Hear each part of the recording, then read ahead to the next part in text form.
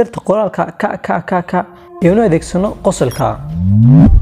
qoladan loo yaqaan maasoniyadu waxay leedahay 3 darajo oo kala sareeya 20 darajo kamida waa islaamada la soo raacayo oo marba heer laga gaadhiyo sixirka weyn ee Kampala iyo maasoniyadaba balse markuu gaadho darajada 22aad ayuu noqdaa maasonic weyn isla markaana taas ay ku noqdaa xun weyn oo lagu xisaabtamayo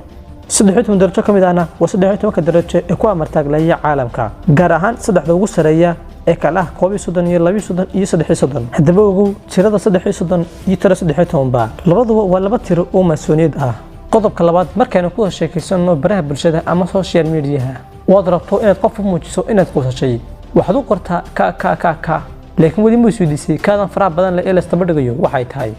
waxa looga jeedo qoraalkeeda waa tikal qof markuu qosliyo ma ka ayuu qoslaa mise ayuu qoslaa waad ka fahmaysaa qof markuu qosliyo afkiisa wax ka soo baxdaha oo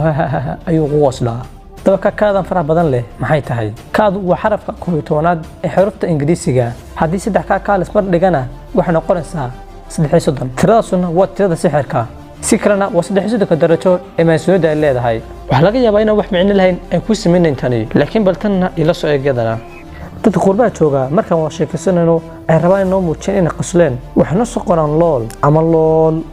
oo badanka ka inoo soo qoraan haddaba qosolka iyo looltan maxaa iska galay ereygan lool waa saddex xaraf oo kala la oo iyo la waxaana looga jeedaa Lucifer our Lord oo macnaheedu noqonayso Iblis waa rabbigayga oo Lucifer waa magac Ingiriisi lagu dhaho Iblis our Lordna waa rabbigayga inaguna waxba ogeyn aan Iblis caabudina oo barna qorna lool barna ka qorina wassalaamu calaykum